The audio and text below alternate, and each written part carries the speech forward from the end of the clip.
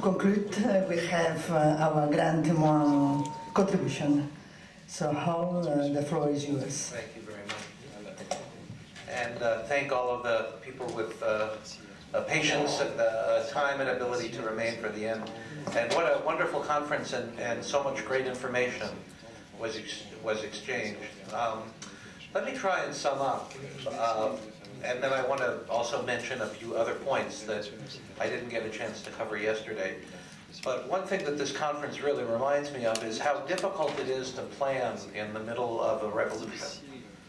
And, you know, in the middle of such enormous change in the way education is delivered, people are trying to make plans to do the next logical step, but then something happens someplace else, and you realize that what you've been working on is completely irrelevant or surpassed by something else, and then you move on.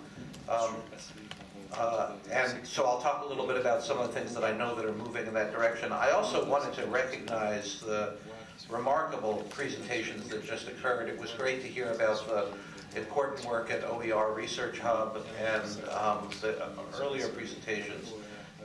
And I was also so impressed by the work that, is it Professor Thiraud? Am I saying this name? Thirier. Just remarkable what he showed us, and it reminded me, these are the kinds of academics that we encounter around the world who have a passion for their subject and their domain and for teaching, and who are willing to take, in his case, 40 years worth of a scholarly effort and provide it in a set of modern illustrations that then he lets others generously use that improve the education on anatomy. And it reminded me that one of the big questions that policymakers face is whether people like this professor can be created, or are they just born? What is the role of an institution in helping to encourage remarkable, talented, generous academic experts so that the work that they do can reach an even wider audience?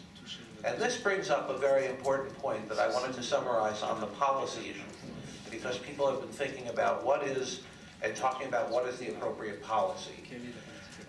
And there are appropriate policies that are reflected in the policy map that OER Research Hub has created at the national level, at the national level, at the state level, even at the bilateral level, at the multilateral level, and particularly at the institutional level.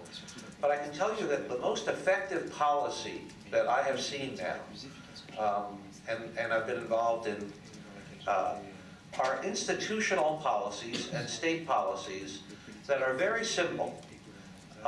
And that what they do is they offer support to faculty members who wish to use or create open educational resources without requiring anybody to do anything.